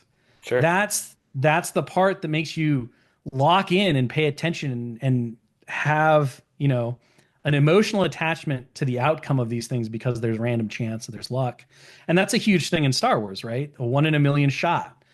Defying the odds, a small rebellion against an indomitable empire, like the will of the Force, all of these things. Anyone who says, it always makes me laugh because they're like, well, he's Luke Skywalker. Of course he's going to be victorious. I'm like, no, you think that because you know the end of the story, but like if you remember the first time you watched it, you know, if great stories make you worried about the success of the heroes, right? They put the heroes in peril. Because if you start a story and you're just like, oh, they're just bulletproof, they have plot armor, right? Plot armor is something that people throw around all the time as being like one of the worst things. They just have plot armor. They're just a Mary Sue, right? Think of all these negative terms that we have for storytelling tropes when there is no risk, when there is predetermined outcomes that are felt, right? Like sometimes that can be utilized effectively. There's no doubt that there are certain things that are just, you know, there are certain story types that are completely, what do I want to say? They speak to you, they resonate because the character is invulnerable. And we all want moments where we feel invulnerable, right? Like we just can't fail. But good storytelling, engaging stories, typically you don't know. You're like, I'm pretty sure they're going to come out on top. But the story does just enough to make you believe that maybe they won't, right? Luke Skywalker gets his hand cut off. He doesn't beat Vader the first time. He loses. He loses everything the first time. So the second time that they meet, there's a legit reality that he doesn't win. We've seen him lose once. He could lose again. We as an audience kind of expect the fact that we are going to a heroic story, the hero will overcome. But we've seen that that can be not true, right? How many people went into Empire thinking, "Oh, Luke's going to go and like he's not going to get hurt." No one, I guarantee you, not one person who went to that movie for the first time, because I sure didn't when I saw it when I was 6, thought that Luke Skywalker was going to go to Cloud City and get his ass kicked to the point that he loses a limb. Right. And the last vision we have of Luke is him in a medical bay, clutching like a blanket around himself, looking like absolute doo-doo, and just being like, I lost, right? Yeah. He's questioning Ben Kenobi. He's questioning himself. Like he has made every mistake in the book. He has absolutely lost. That's amazing, right? That's the unexpected. Those are the things. And all of that goes back to the game. I don't know. I'm getting on like a righteous rant. I'm sorry. I'm really taking you off the way. But I think, you know, I devoted a large portion of my life and my professional career to loving these hobbies and then being engaged in them and trying to bring this is literally the philosophy we're trying to bring in everything we do, right? These are the things that we care about the most. These are the things that we're bringing. And we're doing that through games and war games and all of the different elements that make them up. But it's important to kind of like, I think, look at that and understand those things. And once you at least know about what the intent is, you can kind of hopefully see it better on the tabletop. And so when you get to things like, oh, this unit isn't the best, it's not necessarily the world is at an end. It's let's analyze it from the perspective of, does it break the curve? Like, are Riot troopers so bad that they're unplayable? Are Riot troopers to the point that like they just don't function in the game? Or are they on the bottom side? Are they on the bottom side just enough that they need a boost, right? Are they okay despite the fact that they're on the bottom side, but hey, when something comes along that makes them better, it's going to be exciting, right? And we're going to get to look at it in a new way. And again, they all can't be like world champs right out of the gate. Yeah. They all can't be bangers. It's just not how it works. So can a player go out and explore something with them? Can they figure something out? Do we as developers need to step in and tend to the garden a bit and bring them to the level that they need to be? These are all conversations that are constantly happening. They're observations that are always going on. And like never at any point in the entire history that I have been in any game company that has made these games at any level, have I ever heard people have been like, we're not paying attention to what anyone's saying because they're wrong and they don't know what they're talking about, right? The only constant is that we can't get enough data, right? There's never been enough data, enough ways to source data, enough ways to like determine what's going on and if it's accurate or true that has satiated any game developer I've ever met, right? They are data sponges and they want more and more and more and more. And they want it because they need it in order to make effective and careful choices. because of the unknowns, right? Again, we're talking about things that are constantly living and evolving, and you don't want to disrupt the natural environment. You want to tend it and nurture it and bring it along, right? You have to be a good steward of it, but Right. you're Yeah. not the lord and master of it. Because if you are, then you're just going to stomp it all out, right? Yeah. And so Yeah. all of that stuff's important. So Riot Troopers, we're looking at them, not April, maybe November. Maybe we'll still be looking at them in November. Maybe something will come along that'll make them just amazing and the conversation will be over. It's hard to say. And that's true of like everything. Anytime a Sure. player out there, or if you're listening to this ramble and you're like, well, I think that this is too good, or I think that this isn't good enough, or, before it was Blizzard Force. Is Blizzard Force overtuned? Is Empire just too good? They're dominating the thing. Our clones, is Republic like overtuned? Well, yeah, they were. So we did a couple of points adjustments and now things have kind of settled out better, right? And are other things going to be there? We don't know, right? But we're going to keep watching and we're going to do. It's always our goal to do the least amount of possible to make the best positive results. And we think that leads to a better game. And what it primarily does is, again, it lets players express themselves through their skills and their approach to the game. And we don't dictate to them, right? That's the worst, is like, well, this thing is too good, so you should just hit it with a Nerf bat. I'm like, well, how about instead of us doing that, you as the community come together and invent a counter meta. What options and opportunities do you have? If every time something won the world championship and became the meta choice, we came in and said, down boy, down, and we just smacked it with the Nerf bat a bunch and made it bad, so something else could be better. Yep. You wouldn't see innovation from players. What would be the point, right? Because we're fixing the problem, quote unquote, for you. Instead, what happens is, if the game is healthy and we've kept that balance close, right, like we've talked about, players will be like, okay, why is this list so good? How do we beat it?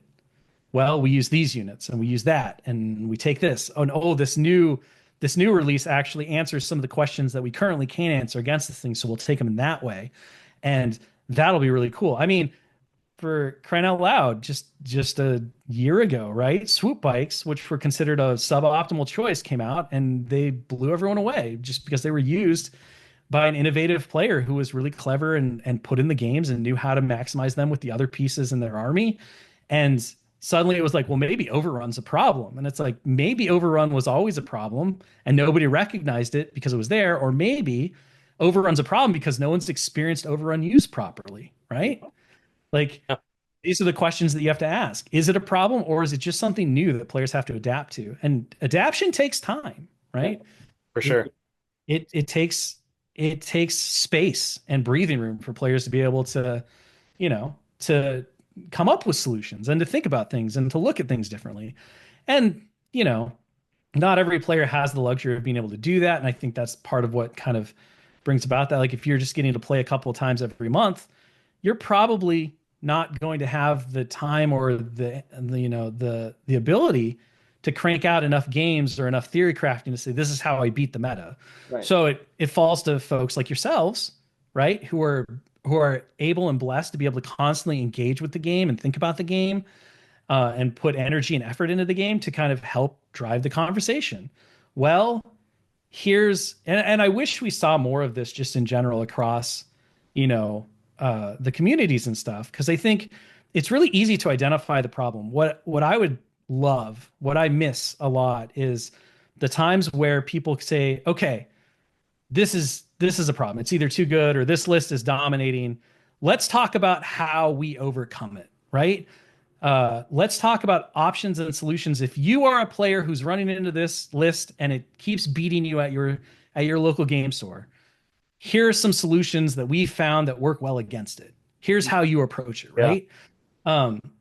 Because sort of like the pace at which these games evolve and the pace at which like stuff goes, and the fact that we are in this state where like more dynamic balances and rebalances do happen, we've kind of lost a little bit of the old school, the days before, right? Because in the olden days, because I'm going to talk about how I used to walk uphill in the snow both ways to get to school. I was going to say that, but I chose just to sit here quietly.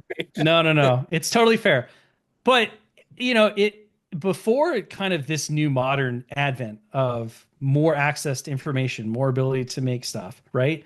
It used to be you got an edition of the game, you got the rules, and then maybe in 5 or 7 years, you got a new version. Like that was the rebalance, right? Was the next edition. But otherwise, what you had was what you had. And so you wound up in a situation where I think the conversation focused less on what the fixes for the problems could be from a change this perspective and more of a, okay, these are the tools we have. This is the problem, or these are the problems. How do we work around those, right? How do we solve the problems that are presented in this rule set or this thing? And I'm not advocating that that was a golden age. I think there are benefits to both, right? But especially when you're talking about building communities and bringing new players to the game and all of that stuff. If all a new player sees is like, oh, this thing's broken and this thing's bad and nobody takes this and they need to nerf this and they should buff this, right? You go, oh, this game's a mess. Right. This game is just not good, right?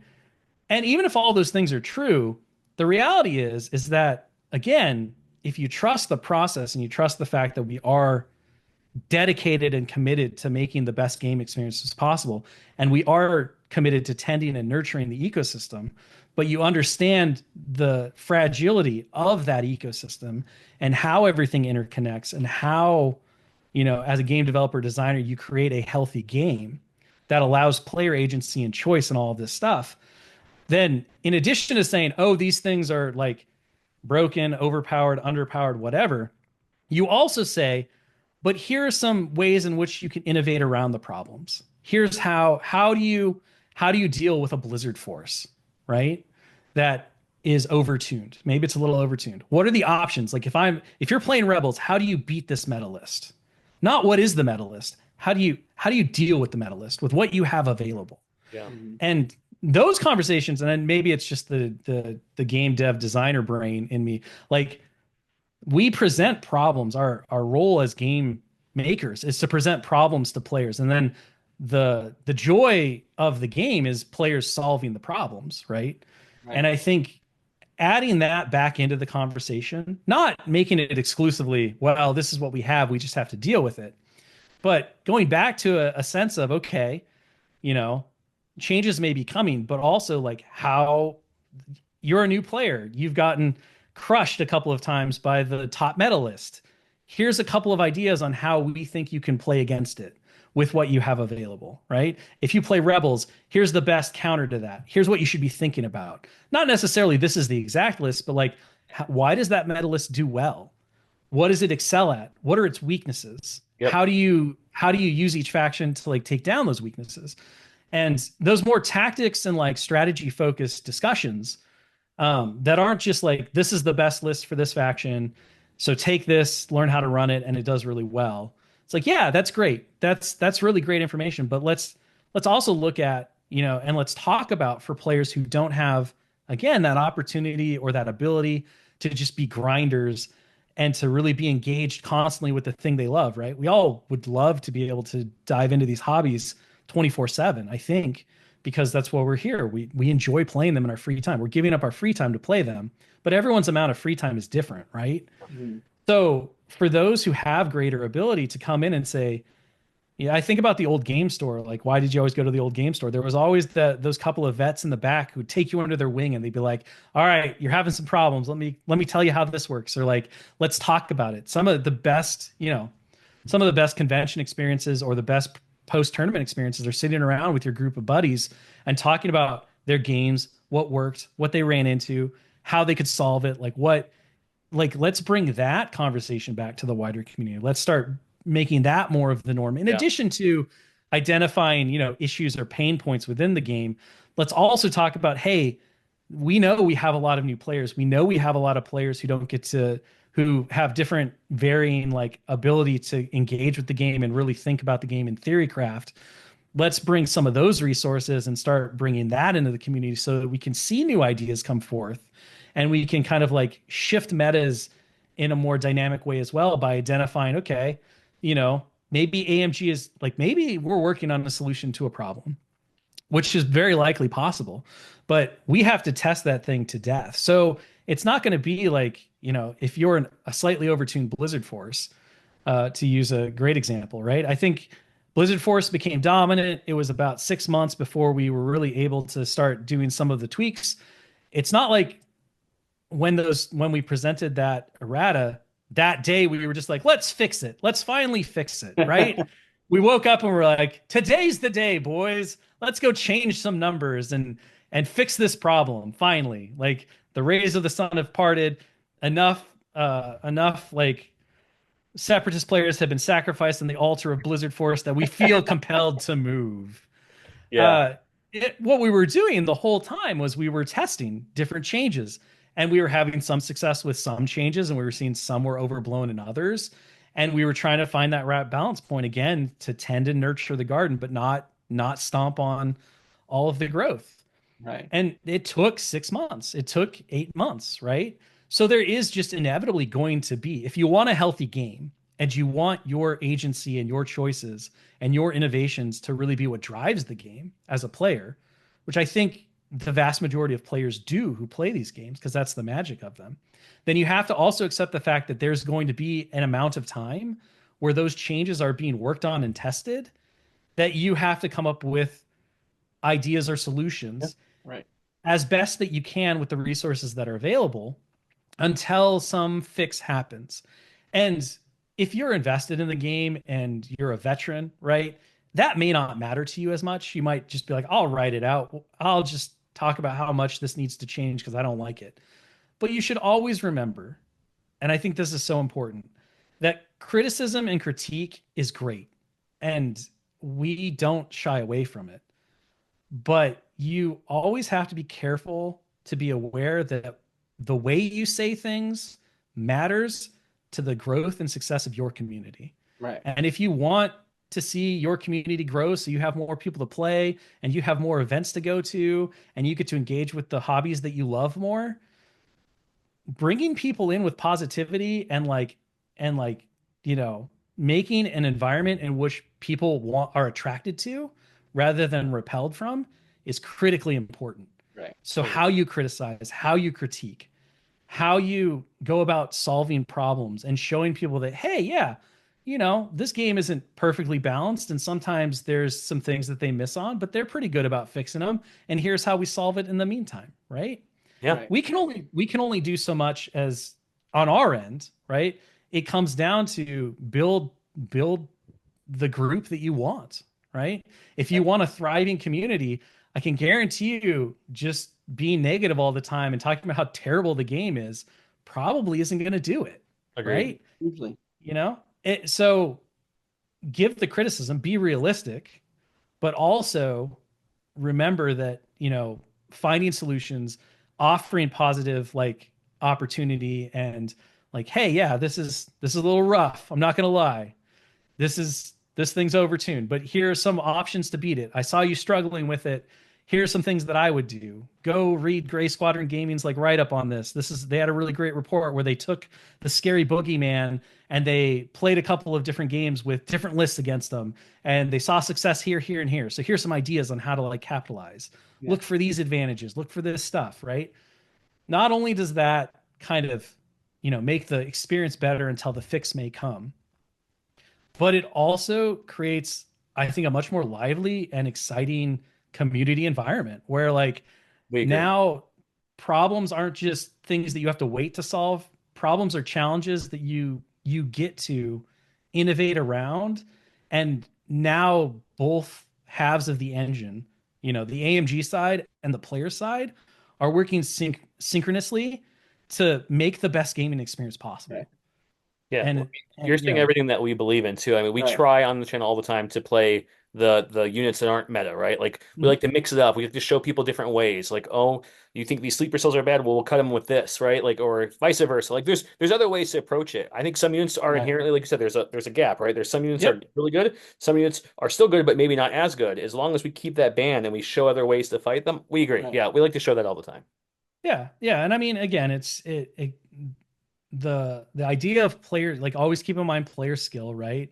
Yeah. and that discrepancy and those kinds of things, like they matter to balance. There's luck, there's all that stuff. I again, it we went on a completely different tangent, but um, I think, especially as we move into this year where we have a great opportunity to see an explosion and a huge growth like we haven't seen for Legion since its launch, right? Like basically we're at a new launching point for Legion. We can bring in so many new people into this game, and we can really see what I think a lot of players have been yearning for a couple of years now, which is kind of a rebirth, right? And and that takes all of us. It takes AMG, it takes the players, it takes everybody out there to really make that happen. And I've seen the best of the Legion community. I've seen how passionate and dedicated like everyone in it is, and I've seen everyone yearning for that, like that next step. Right. And I think like here we are, right? We're setting everything up, and yeah, we went through a bit of a lull, and there were a lot of reasons for that, in terms of like how things rolled out, and a lot of that was production based, and how we had to move through old products so that retailers didn't have a lot of dead product on their shelves, which meant that reprints had to slow down, which has led to kind of a dearth of products now, which we're aware of. But now we're into the repack section, and we're really getting back to that ramp up, right? Yeah. And so there's a bit of a lull, there's a bit of a stall.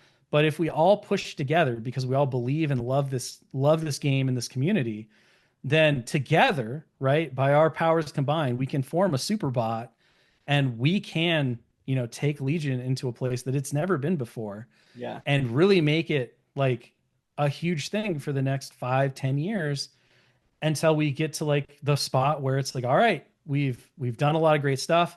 Let's hit this refresh again. And the next one won't nearly be as rocky as this one, right? Like I do want to fully, I'm not rose-colored glasses. There are a lot of things that if we could just live in magical Christmas land and have all of our wishes and cakes and eat them too, that this rollout would have gone differently. It would have gone smoother, and everyone would have enjoyed it much more, right? But we're building, we're really building a new foundation and Yeah. a new system, and we have some pretty awesome plans that I wish we could share, but they're too far out, We can't for wait the to hear 'em. game. Yeah. And for anyone, and the last thing, right? If you're just like, well, he'll say anything he wants because that's his job, and he has to be positive. Like, from the numbers, if we didn't believe wholeheartedly in Legion and have committed our whole selves to it, we would not have expended like millions of dollars in time, tooling, like development, art, all of this stuff into this game, Yeah. right? Right. The financial investment alone should tell you that we've hitched our horse to this wagon, or this wagon to this horse. I don't know, whichever way that phrase goes, whichever one you like best. So if you think it's all an act, right, then the last thing I would just say is, I know what the numbers are. I know what the financial stake has been.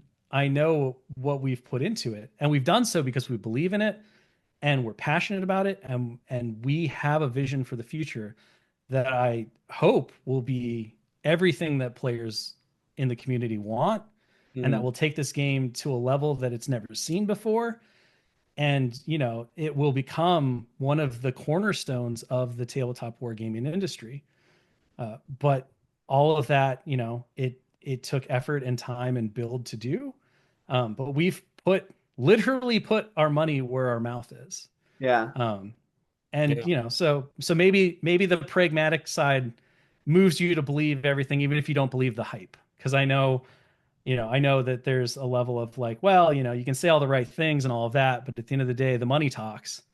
So there you go, right? Like, you can Yeah. believe that what I say is genuine. You can believe that it's a PR thing, but at the end of the day, I can tell you the money doesn't lie, and we have fully committed to the future of this game. We 100% believe in it.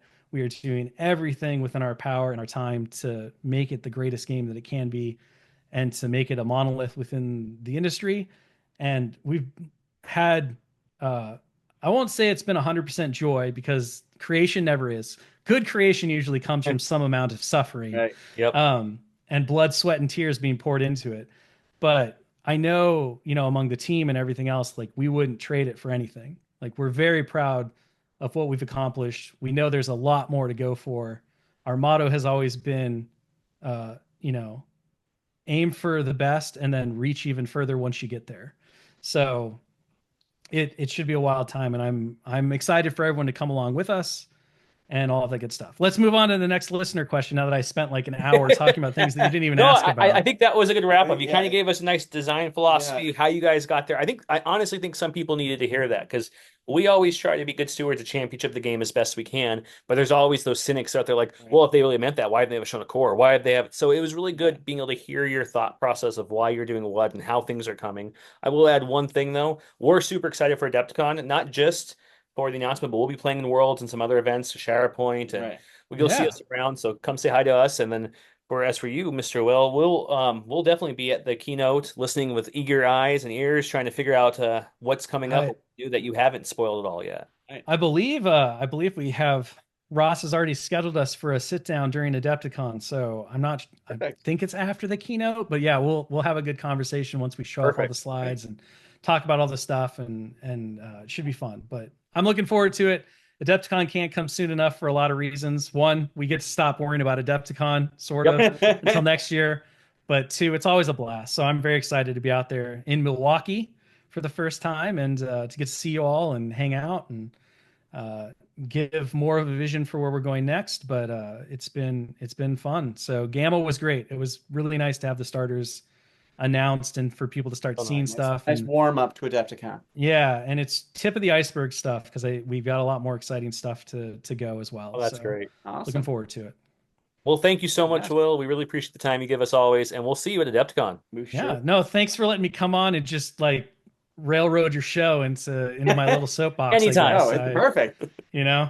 And for all the people who sat through it, I hope it was informative, and at least, I always just want to educate and inform and to help people at least see the viewpoint from where we are. And hopefully that enriches not just your experience with this game, but with games in general. Right. It lets, I've always really appreciated listening to other people's philosophies. Maybe it's because I did philosophy in college. I don't know. But to me, there's nothing better than the sit down discussion and debate of game stores. So next time, I promise I'll let you challenge me a bit more on stuff. You won't just have to sit there and be like, this is our show, but he won't shut up. No, it's good. This is exactly what we needed. Perfect. Well, thank you, Will. Yeah. Have a good one. Thank you so much, guys. You too.